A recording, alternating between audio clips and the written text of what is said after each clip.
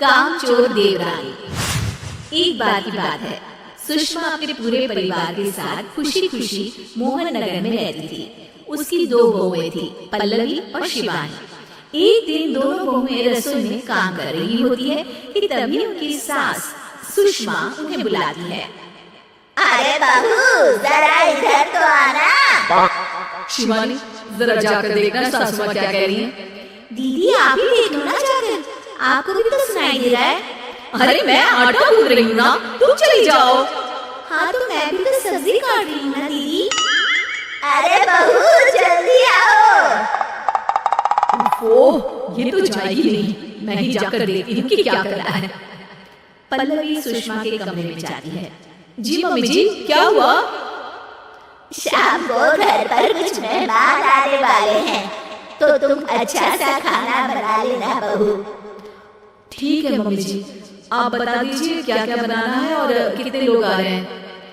सुनील की मौसी जी और उनका पूरा परिवार आ रहा है। कुल मिलाकर 3 लोग और हमें मिलाकर हुए 9 लोग। तो अभी से ही तैयारी करना शुरू कर दो। और हाँ, घर की सफाई भी कर देना, हाँ, अच्छे से।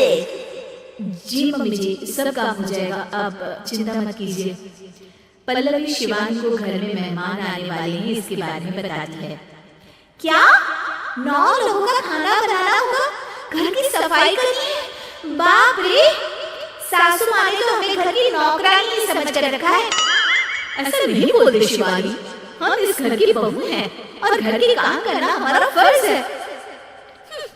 दीदी तो है ही सासू माँ की चमची, जब देखो सासू माँ। मैं तो इतना सारा काम नहीं करने वाली।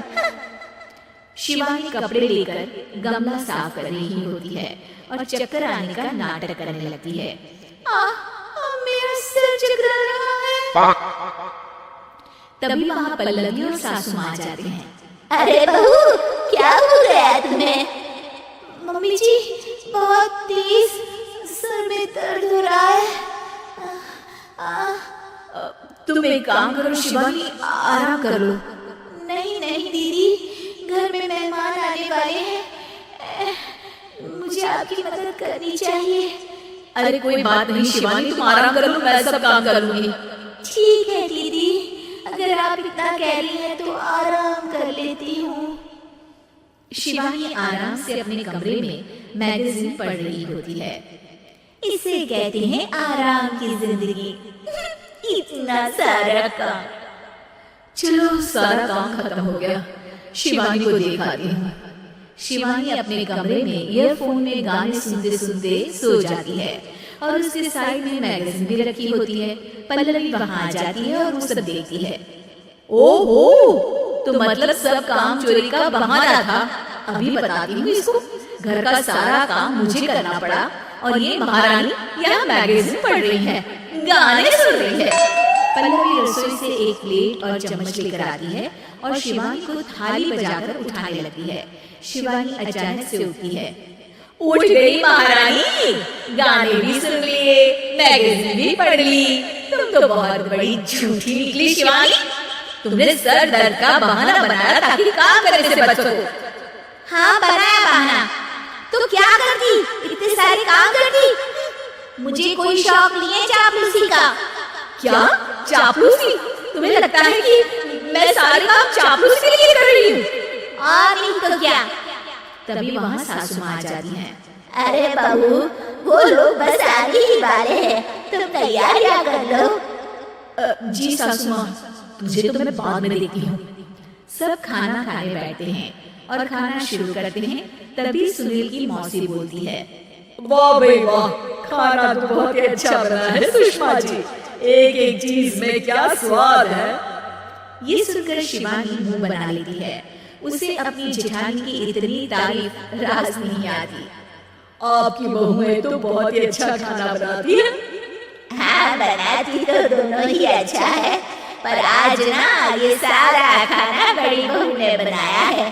छोटी बहू की तबीयत ठीक नहीं थी, सो इसलिए। मानना पड़ेगा सुषमा जी, आपकी बड़ी बहू तो बहुत ही गुणवान है। पल्लवी की तारीफ सुनकर शिवानी को जलन होती है, पल्लवी ये सुनकर खुश हो जाती है और शिवानी की तरफ देखकर उसे चिढ़ाती है। कुछ देर बाद मेहमानों के जाने का वक्त हो जाता है। मौसी जी सबके लिए उपहार लाई होती है, वो सबको शगुन के पैसे देती है और अंत में पल्लवी के पास आती है। तुम्हारे लिए शगुन का लिफाफा तो है ही, पर बहू तुम्हें एक और उपहार भी मिलेगा इतना अच्छा खाना बनाने के लिए। मौसी अपने सोने की कंगन निकालकर पल्लवी को पहना देती है। ये लो, ये मेरे मनपसंद कंगन है, अब से ये तुम्हारे हुए।